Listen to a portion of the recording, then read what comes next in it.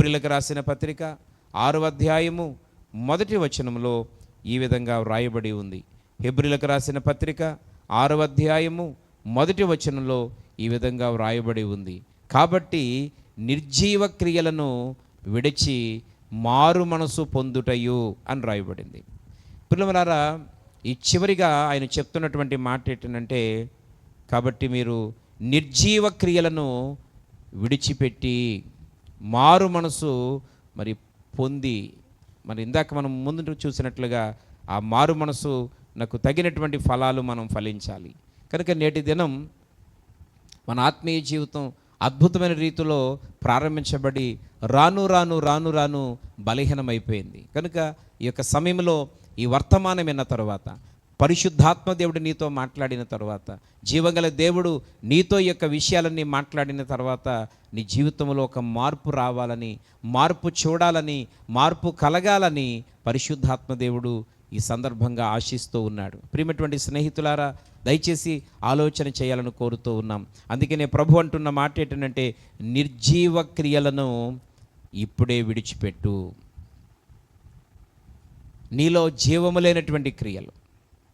కొంతమంది జీవం గల దేవుణ్ణి కలిగి ఉండి కూడా నీరు గారే విధంగా మాట్లాడతారు. కొంతమంది చెప్పే సాక్ష్యం నూతనంగా రక్షణ పొందేవారికి నూతనముగా దేవుని మందిరానికి వచ్చేవారికి చాలా ఇబ్బందికరంగా ఉంటాయి కొన్ని సాక్ష్యాలు. కొన్నిసార్లు సాక్ష్యం చెప్పడం నిలబడితే అన్నీ శ్రమలే చెప్పేవాళ్ళు చాలామంది ఉన్నారు. పిల్లలు గమనించాలి, మనము చేసుకున్న వాటి వల్ల వచ్చేటువంటి చిన్న చిన్న ఇబ్బందులను కూడా దేవునికి ముడిపెట్టడం సరైన విధానం కాదు. ఈరోజు ఆరోగ్య విషయంలో మనము కొన్ని జాగ్రత్తలు తీసుకోవాలి. ఏమి తినకూడదో, ఏమి తినాలో ఇవన్నీ మనం ఆలోచన చేస్తే మన ఆరోగ్యం బాగుంటుంది. కానీ అవన్నీ పక్కన పెట్టేసి ఏది పడితే తినేసి నాకు దేవుడు ఆరోగ్యం ఇవ్వలేదనే వాళ్ళు చాలామంది ఉన్నారు. ఆదివారం ఖచ్చితంగా దేవుని సన్నిధిలో ఉండాలి, దేవుని గణపరచని రీతిలో గణపరచాలి. అట్లా చేయకుండా వాళ్ళు ప్రాముఖ్యం వీళ్ళు ప్రాముఖ్యమని విశ్రాంతి దినాన్నే ఈరోజు మానివేసి సొంత కార్యక్రమాల్లో నిమగ్నమై బయటికి వెళ్ళే వాళ్ళు ఉన్నారు. అలాగే చేసి శ్రమపడుతూ ఇదిగో నాకు శ్రమలు చాలా వచ్చేస్తున్నాయి అని విడ్డూరంగా నిష్ఠూరంగా సాక్ష్యాలు చెప్పేవాళ్ళు చాలామంది ఉన్నారు. జీవితంలో ప్రశాంతత లేదు, అసలు మనశ్శాంతి ఇంట్లో లేదు అని చెప్పేవారు ఉన్నారు. ప్రశాంతత లేకుండా, మనశ్శాంతి లేకుండా చేసుకునేది మనమే. అనవసర విషయాలన్నీ కూడా మనమే కలగజేసుకుంటాం. ఎవరెవరితో సంభాషణ జరిగిస్తూ ఉంటాం. అన్ని విషయాలు మనకే కావాలనుకుంటాం. అందరితోనూ ఫోన్లు మాట్లాడుతూ ఉంటాం. కాబట్టి సమస్యను తెచ్చుకునేది మనమే, కానీ దేవుడు మనను సమస్యల్లోకి నెట్టడు. కనుక ఈరోజు ఇది నిర్జీవమైనటువంటి క్రియలకు సరిపడేటువంటి మాట. కాబట్టి ఈరోజు అలాంటి నిర్జీవమైనటువంటి క్రియలు, ఈరోజు ప్రియమైనటువంటి వారలారా, దేవుని సన్నిధికి వెళ్ళకపోవడం నిర్జీవమైనటువంటి క్రియ. పాటలు పాడగలిగి ఉండి కూడా పాడకపోవడం నిర్జీవమైన క్రియ.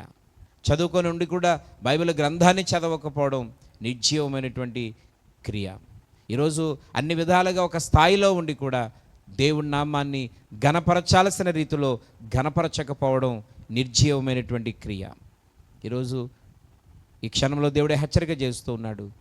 ఇప్పుడే ప్రియ సహోదరి సహోదరుడా, దేవుని బిడ్డ, నిర్జీవ క్రియలను ఇప్పుడే విడిచిపెట్టు. నిర్జీవ క్రియలను విడిచిపెట్టి మారు మనసు పొందిన దానికి తగినటువంటి ఫలాలు మరి ఫలించాలని పరిశుద్ధాత్మ దేవుడు హెచ్చరిక చేస్తూ ఉన్నాడు. ఎందుకనంటే మరి నూతనముగా రక్షించబడాల్సిన వాళ్ళు, అనేకమైనటువంటి కార్యాలను దేవుని దగ్గర పొందాలనుకున్న వాళ్ళు అందరికంటే ముందుగా రక్షించబడినటువంటి నిన్ను చూస్తారు. నీ ఆత్మీయ నడవడికను చూస్తారు, నీ ప్రార్థనా విధానాన్ని చూస్తారు, నీ ఆత్మీయ శైలిని చూస్తారు.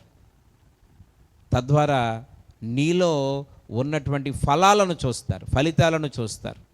నువ్వు ప్రభు అయిన యేసుక్రీస్తు వారిని నమ్మి ఆయనలో సాగడం వల్ల నువ్వు ఎంత మార్పు చెందావు, ఎంత ఆశీర్వదించబడ్డావు, నీ యొక్క జీవితం ఎలా మారింది, ఇవన్నీ చూస్తారు. ఈరోజు అలాంటి వారికి మనం ఎలాగున్నాం? నీరు కార్చే విధంగా ఉన్నామా? బలహీనపరిచే విధంగా ఉన్నామా? జాగ్రత్త. దేవుని దగ్గర మనం ఒక దినాన లెక్క చెప్పాల్సిన అవసరత ఉంది. ఈరోజు నువ్వెవరైనా సరే దేవుడు హెచ్చరిక చేస్తున్నాడు.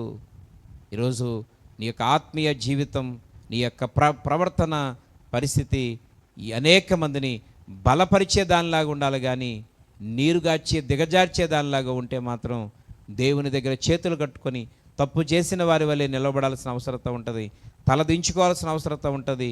దీన్ని బట్టి నరకమునకు కూడా పోయే పరిస్థితి ఉంటుంది. కనుక ఈరోజు ఆ నిర్జీవ క్రియలను విడిచిపెడదాం.